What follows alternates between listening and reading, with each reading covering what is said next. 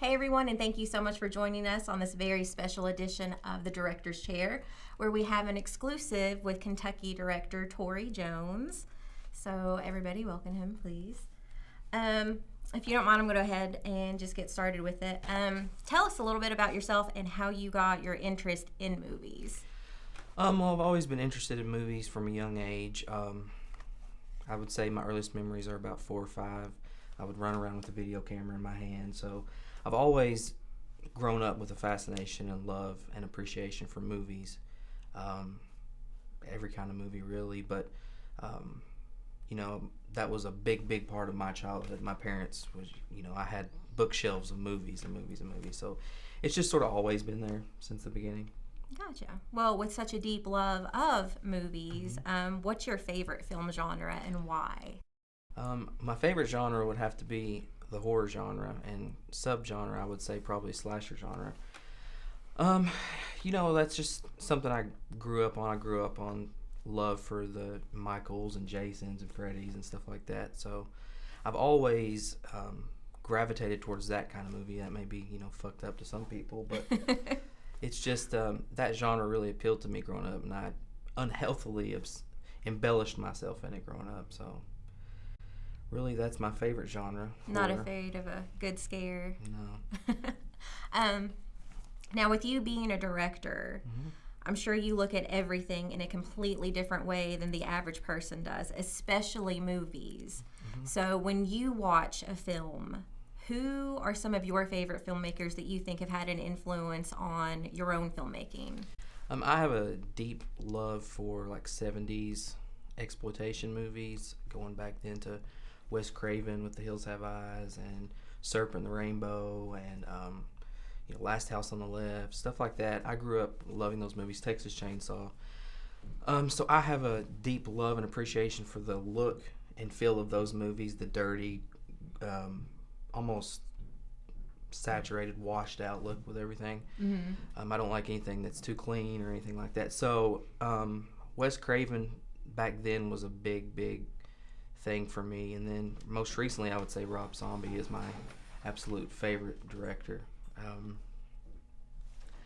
Rob is just, to me, he's a visionary, with his artistic and visual style that he puts out there. I'm a huge Rob Zombie fan. Kind of like that grit. Yeah. When it comes to indie filmmaking, how did you get introduced to that? I was actually an extra on a set that was filming in Irvine, Kentucky at a haunted house. It was Hill Jack, Russell Park's movie Nightmare Fuel. Okay. And I was just in the background there and sort of watching, and I may have made it into a scene, I don't even know. But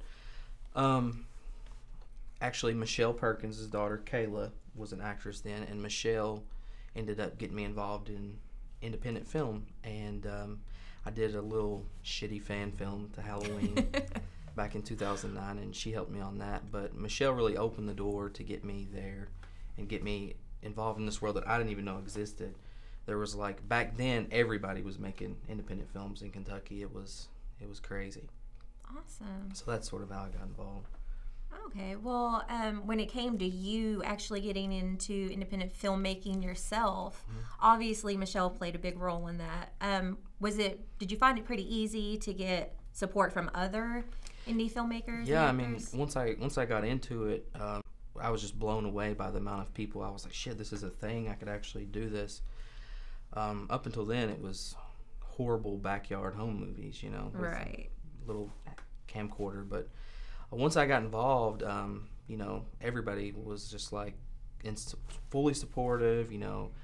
I can't say enough good things about Cherokee Hall and Jason Crow and Jacob Ennis, Gregory Brock. All those guys back then were very supportive of me. Getting into it. I've fallen my ass a few times, but they've all still been really supportive of it. So the support thing's never been an issue, especially in Kentucky with everybody. Oh, good. Yeah, I think it would be easy to get that kind of support when you're around so many like-minded people who share the same passions. I mean, at the time, I was a 18, 19-year-old kid, so I was in way over my head. I probably had no clue what I was doing. Thought I could make a movie because I'd watched some behind-the-scenes documentary or something. But even when I messed up and screwed up, those guys were still like, dude, pick your ass up and keep going. So that's been an awesome aspect of the whole thing, is getting their support and stuff. Gotcha. Well, I think it's kind of funny how you're talking about you were 18, 19, falling on your ass.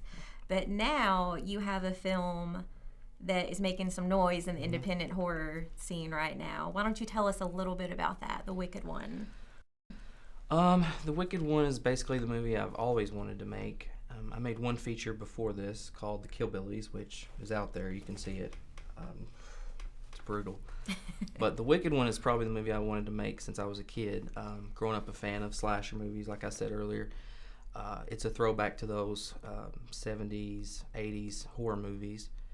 I've had a concept for it since 2013, and we've rewrote it like 12 times, I think, total. So, but basically, it's just your standard slasher movie. It's not trying to reinvent the wheel or add new stuff to the wheel. It's just really a throwback to those movies that I grew up loving, and you know, hopefully it'll take off and be successful. But it's mainly about establishing a foundation for a new horror character. That's really what we're trying to do with it. So. And I mean, you brought this amazing mask with you today, so I mean, just the look of it, you can tell it's gonna be pretty creepy and frightening. That mask was actually custom designed from a company out of Canada called Grim Stitch Factory, and I think we've had a total of 5 or 6 masks. They're not cheap either, but that was just a custom design that I had. Actually, there's a independent filmmaker out there called Chris Notarilli, and Chris did a film called Methodic, which is about this character, the Doll Man. So basically, and Chris knows this, I took his character and was like, well, what would be the Rob Zombie version of this character? You know, he probably thinks that's heresy, but that's what it is. It's just a blank slate, white, stitch, gnarly, nasty burlap mask, scarecrow mask. So. All right. You said that the script has been written a total of about 12 times. Yeah. Now, The Wicked One itself, you had actually filmed once before. Right. Tell us a little bit about that and why you have chosen to reshoot it. So we shot the movie originally in 2014, like fall of 2014, and we were plagued by issues from the time we started on set. You know, footage was deleted, audio was shit, there were some lighting issues, and I didn't want to put out a film that I felt was something people wouldn't even enjoy. So we looked at the footage and we sent it to a few different editors, and it just became apparent that this was not the movie that I wanted to release. Right. So and also story-wise, I felt it lacked in some areas. It felt like a sequel. It felt like a 4th or 5th installment of a movie. So it didn't really establish this character and do it justice. So we made the decision that we were going to reshoot it, and Jack, who actually plays the Wicked One, helped me out with the production company, and that's where we are, reshooting it.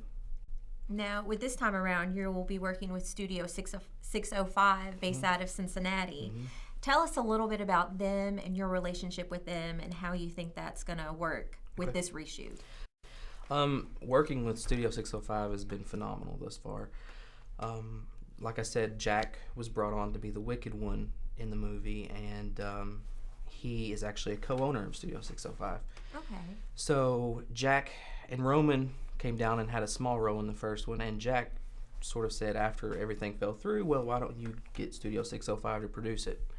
So I talked to Studio 605. We negotiated back and forth, talked to Brandon, and it just worked out that those guys came on board to do it. And man, they bring a lot of excellent quality equipment to it.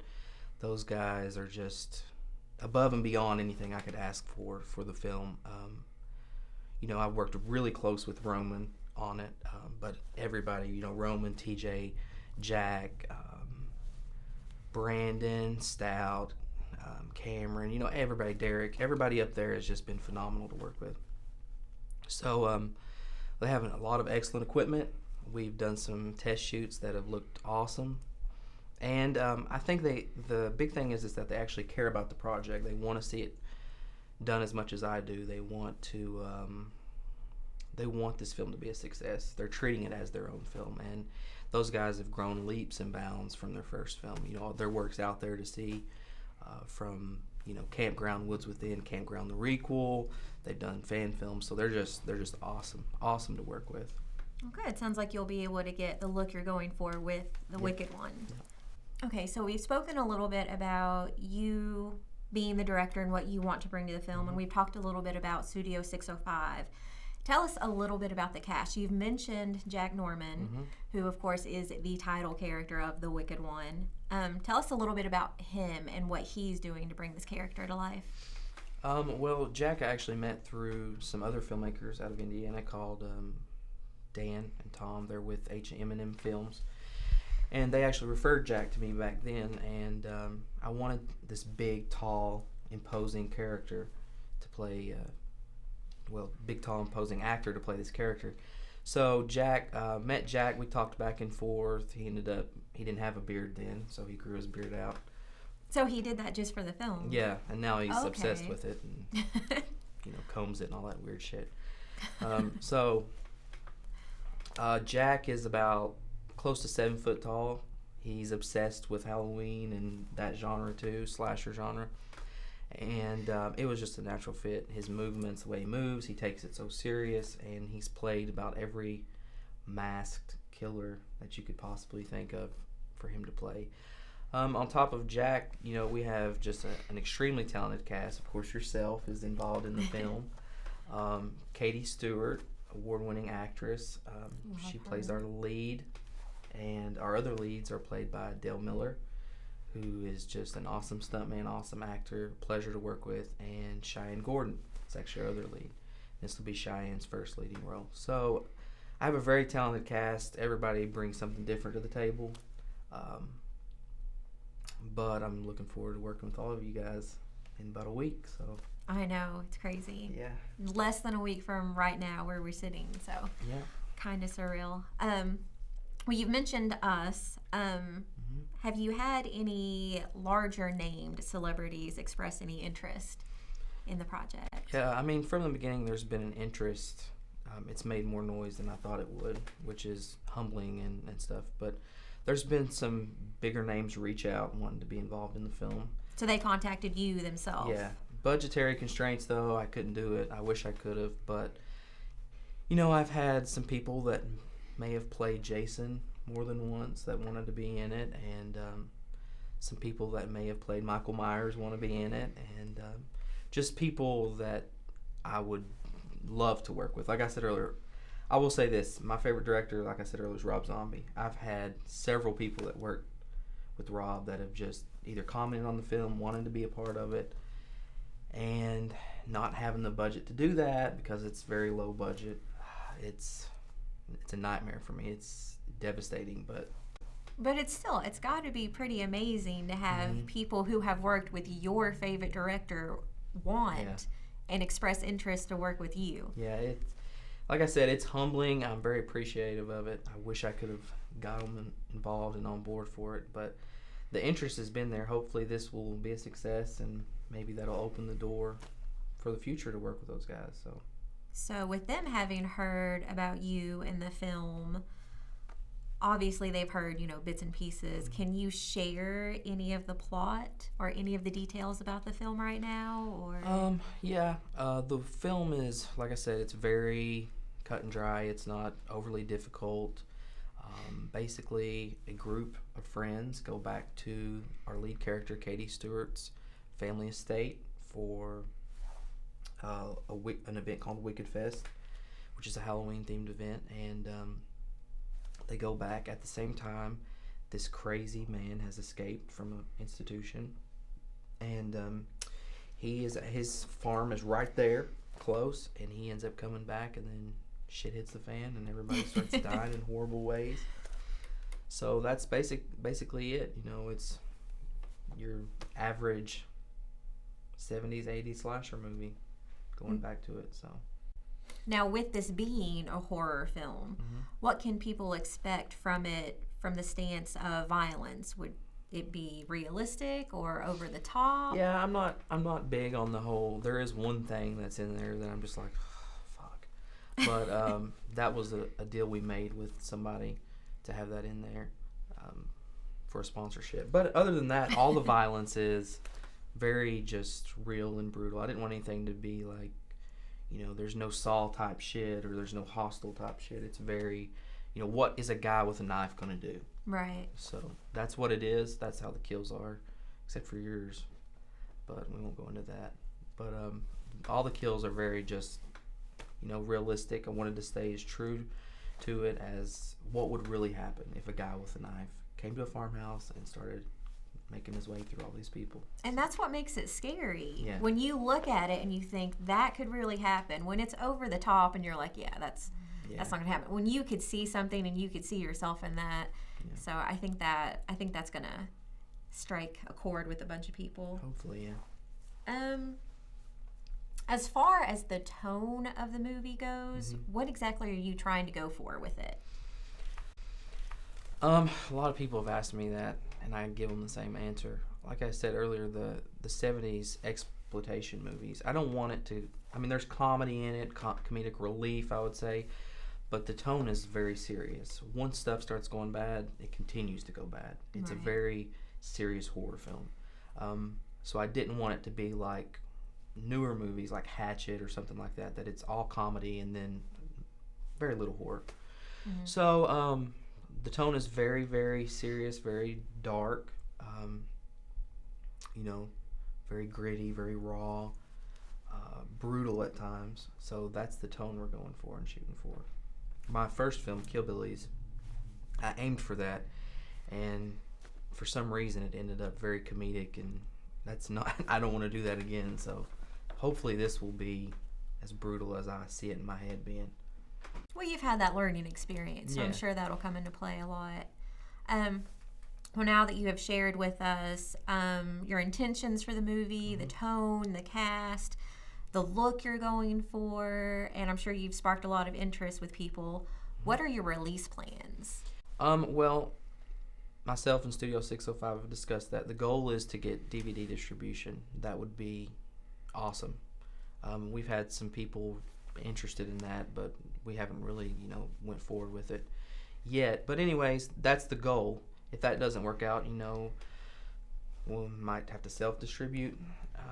That's a last-ditch effort, really. But we're going to hit up the convention circuit maybe later this year. The film is supposed to premiere in October. That's the goal, around Halloween time, because it's a Halloween-themed film. And then we'll hit the indie circuit and try to hit up conventions and just gain awareness and more interest in it.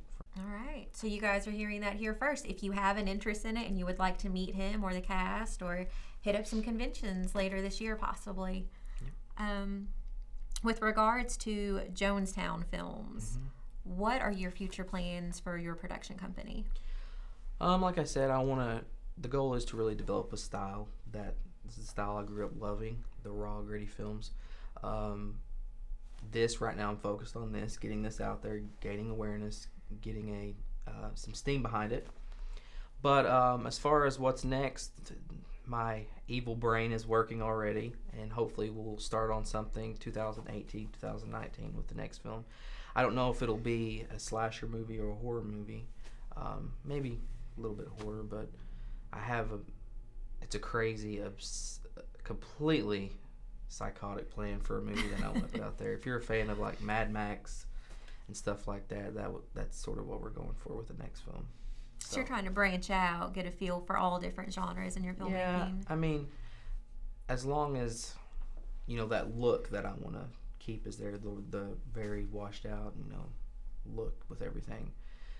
But that's what we're aiming for. That's what we're going for right now. So we'll just have to see what happens. Kind of take it as it goes. Yeah. Well, I want to thank you so much for doing this interview, being here with Rotting Corpse Productions. So yeah, if any of you want to keep up with The Wicked One, be sure to like it on Facebook. You can keep up with extras, announcements, releases, conventions, cast, crew, everything. Studio 605, Jonestown. There's definitely a lot to keep up with. So be sure to like The Wicked One on Facebook. Also, as always, be sure to check out Rotting Corpse Productions on Facebook, YouTube, and until next time, we'll see you guys later.